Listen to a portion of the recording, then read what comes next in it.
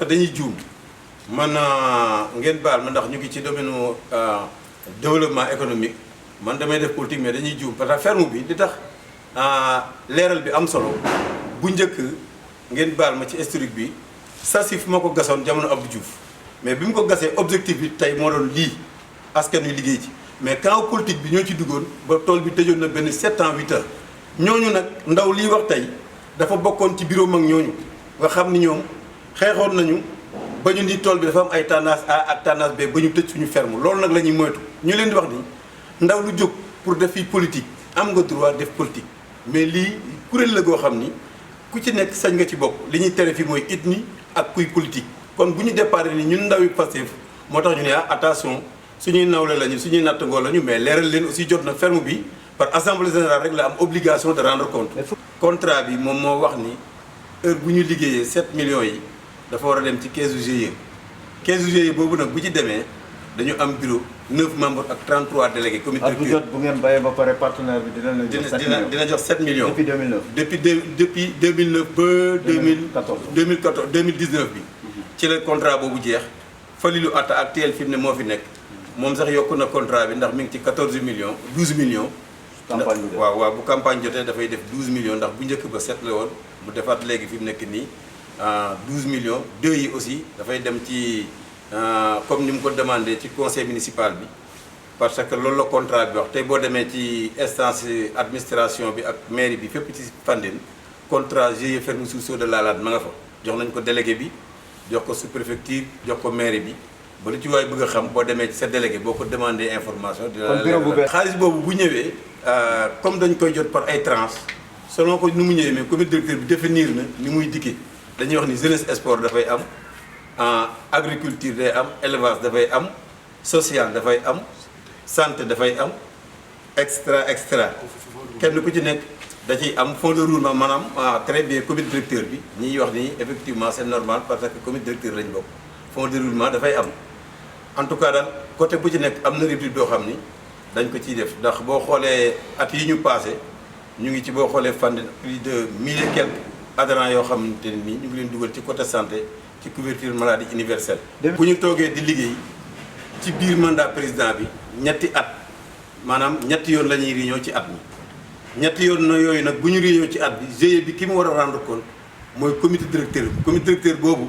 délégué bi moom mooy ñibbi dëkkam bu demee dëkkam rendre compte chaque réunion dañuy génne PV yi wax li nga xamante ni moom la ñu santoon def leen lii fii def leen lii fii def leen lii fii def leen lii fii mais beneen bi ëpp solo mooy askan wi nga xam ne ñu ci biir ferme bi di liggéey aussi ndax ñu ngi leen di toppatoo ndax ferme bi mi ngi ubbi di liggéey ndax loolu tamit duñ ko négliger lu am solo la ndax fin de mois bu ci nekk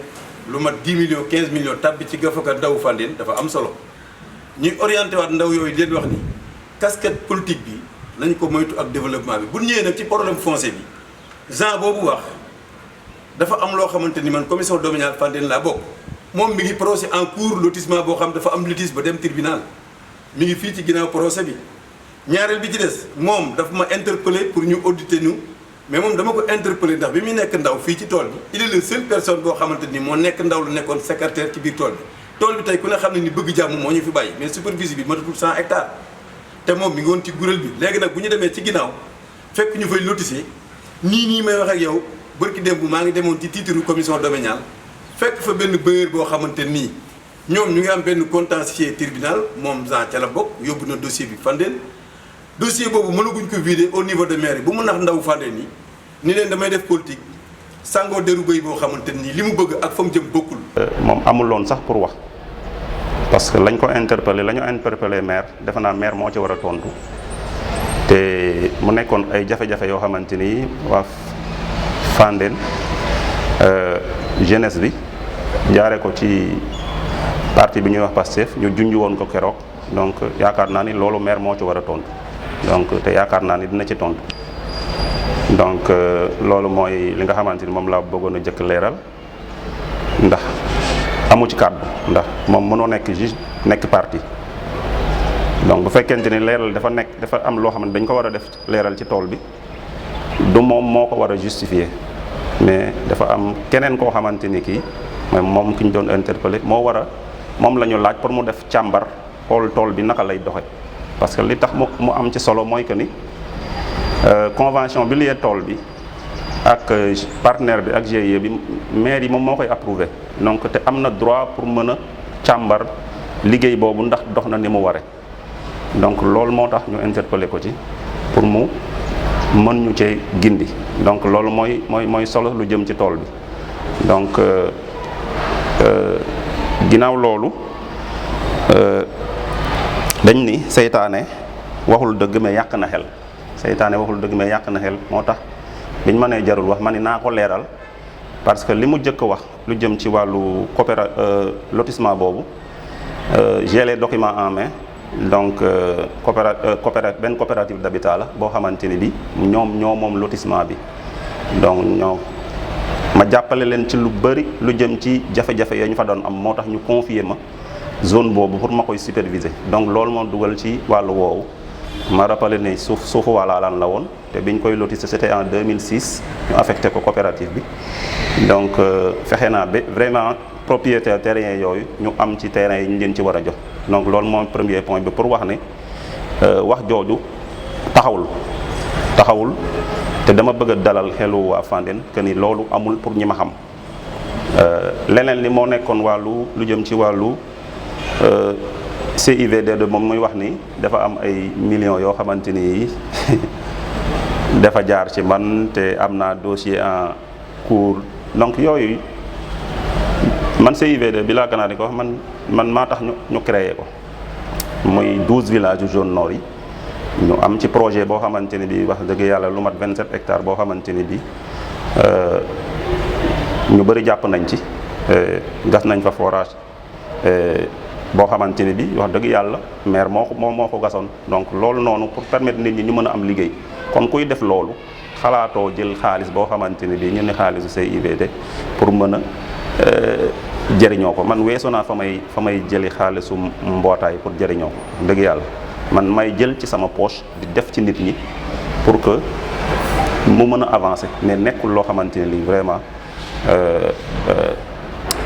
jomblu naa ko daal en tout cas donc leeral yooyu laa doon andi donc bëgg a wax ne également lu jëm ci toolu